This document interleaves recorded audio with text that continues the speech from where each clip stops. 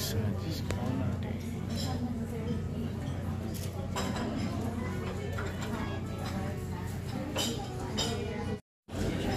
So good morning guys, I am here now at the Quest Hotel for the AXA Discovery Day.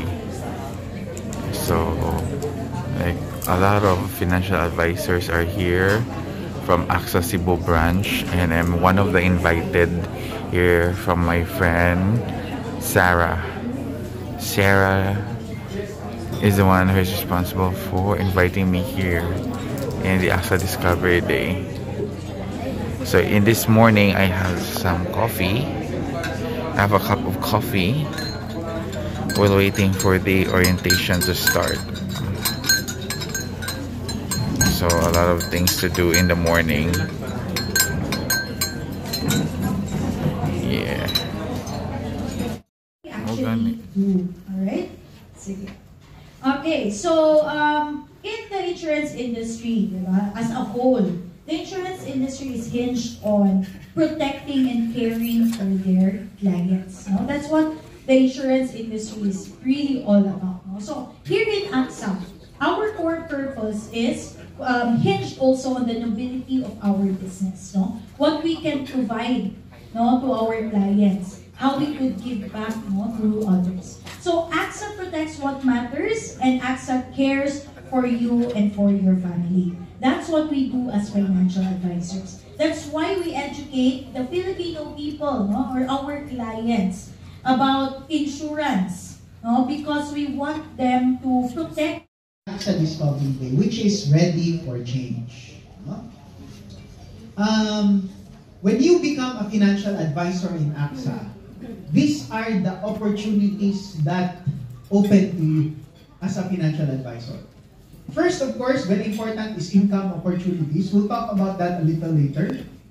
Career growth. No? Pwede nyong ma-feel dito kasi very frequent ang promotion in AXA. Rewards and recognition, and of course, we also have etong travel. No? Very important. But before I go through that, let me just share isang important na product na ina-offer natin, which is investments. No? And you can be a person that is also an expert in investments. No? So for example, before, and then yung concern ng HR ganito, when our employees resign from San Miguel, malaki ang retirement package nila na natatanggap. Pero they notice na after mga 3 or 4 years, bumabalik yung mga valued nila dati na employees, bumabalik sa HR. At parang nagtatanong, pwede ba kami bumalik for consultancy na kasi wala na naubos yung retirement. So, gusto nung HR, turuan mo, Mike, yung mga tao namin na magre-retire na kahit papano yung pera nila can sustain them. Which reminds me of another story. May time pa naman tayo, so let me share it with you na lang. When I was starting out my career in insurance, so unit head, senior unit head, EUH, and eventually palisan ka ma-promote to branch head. Pero whether you are advisor or manager, ang top performers na mo belong to AXA Prime. No? So saan na siyang AXA Prime?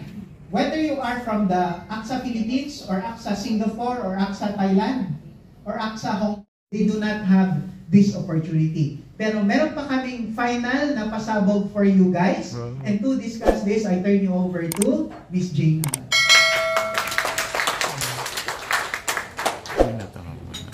Good morning. Please don't forget to subscribe to my channel.